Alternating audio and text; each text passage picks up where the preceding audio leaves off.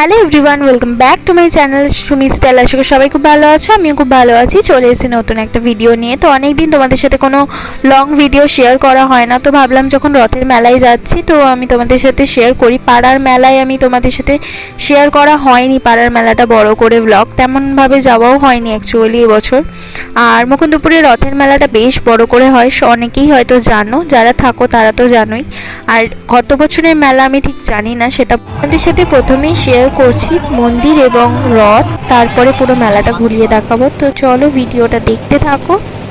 মেলায় গিয়ে জিলিপি খাবো না, এটা তো হতেই পারে না। জিলিপি যদিও আমি খুব একটা পছন্দ করি না মিষ্টি জিনিস, তাও মেলায় গিয়ে তো বেশ ভালোই লাগে, তো সেটাই তোমাদের সাথে শেয়ার করছি। আমাদের মন্দির এবং রথ দেখা হয়ে গেছে, আর আমি কিন্তু গিয়েছিলাম রথের পরের দিন, তোমাদের সাথে সেটাই শেয়ার করছি। এবার চলো মেলাটা ঘুরিয়ে তোমাদের দেখাই মেলাটা ঠিক কেমন বসেছে। আর এখানে আমার যাওয়ার মেন উদ্দেশ্য কিন্তু রাইডসগুলো আসে, যেগুলো আমাদের পাড়ায় আসে না। তো রাইডসের মধ্যে ছিল নাগরদোল্লা, টোরা, মুনস্টারটা আমি চড়েছিলাম তোমাদের সাথে, মানে যখন আমি রাইড করেছিলাম তখন কিন্তু তোমাদের সাথে ভিডিও করতে পারিনি, কারণ আমার ভীষণ ভয় লাগছিল। বাট এখানে বেশ ভালো লাগে রাইডগুলো চড়তে। টোরা আমি চড়েছি। আমি গত 3 বছর হলো এই নিয়ে আমি মুকুন্দপুরের মেলায় যাচ্ছি। এর আগে আমি তেমন জানতামও না, যেতামও না।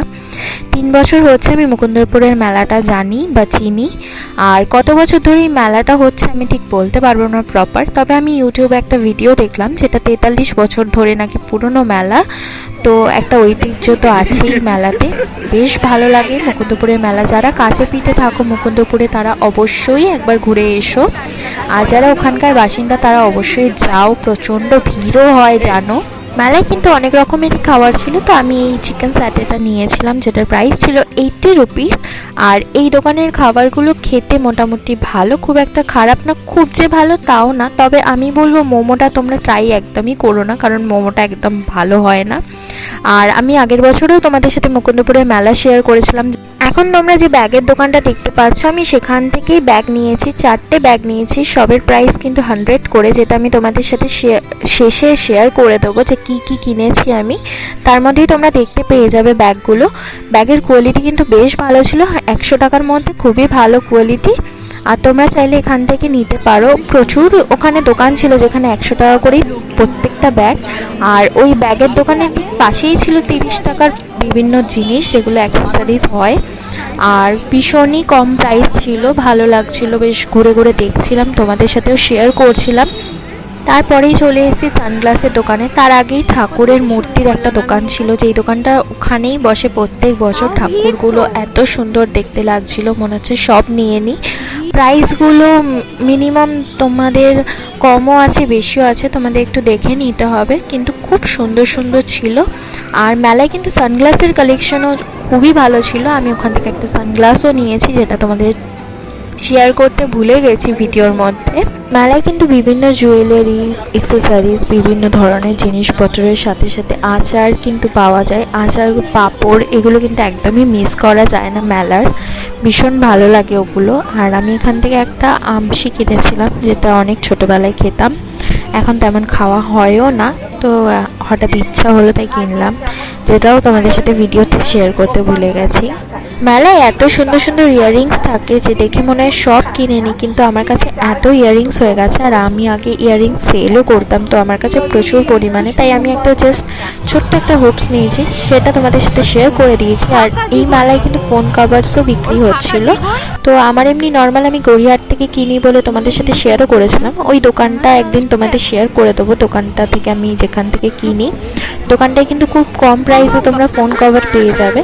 এখানে শুধু ফোন কভারস বললেন, এখানে শাড়ি, চুড়িদার, কুর্তি, ট্রাউজার সব কিছুই ছিল। ফ্লাওয়ার্সগুলো দেখো ভীষণ সুন্দর, আর এই ফ্লাওয়ার্সগুলো আমার তো খুবই ভালো লাগে, আমি এমনিও ঘরে দেখেওছি। যখনই মেলা যাই বাড়ি থেকে ঠিক করে যাই যে এবারে কিছু কিনবো না, জাস্ট রাইড চড়ে বাড়ি চলে আসবো, কিন্তু সেটা একদমই হয় না। মেলায় গিয়ে না নিজেকে আটকে রাখা খুবই মুশকিল।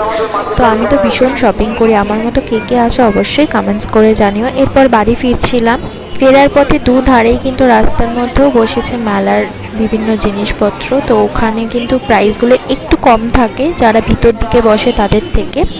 তো এরপর বাড়ি ফিরছিলাম, বাড়ি ফেরার পথে ভাবলাম তোমাদের সাথে ভিডিও করি, কিন্তু বাসে দাঁড়িয়েছিলাম বলে তেমন ভিডিও করতে পারি। মেলা ঘুরে হয়ে গেছে, বাড়ি চলে যাচ্ছি, তো গিয়ে শেয়ার করছি পুরোটা। চলো দেখিয়ে দিচ্ছি মেলা থেকে কী কী কিনেছি। ফার্স্টে এই একটা আমি দুটো চেনওয়ালা একটা পার্স নিয়েছি, প্রাইসটা 100 নিয়েছে। এই একটা ইয়ারিংস নিয়েছি, এটা প্রাইস 40 নয় 50 নিয়েছে। এই একটা রুমাল নিয়েছি যেটা আমার খুব হারিয়ে যায়। আর এই একটা ব্যাগ নিয়েছি, এটাও ভীষণ সুন্দর, এটাও 100 টাকাই নিয়েছে অনলি।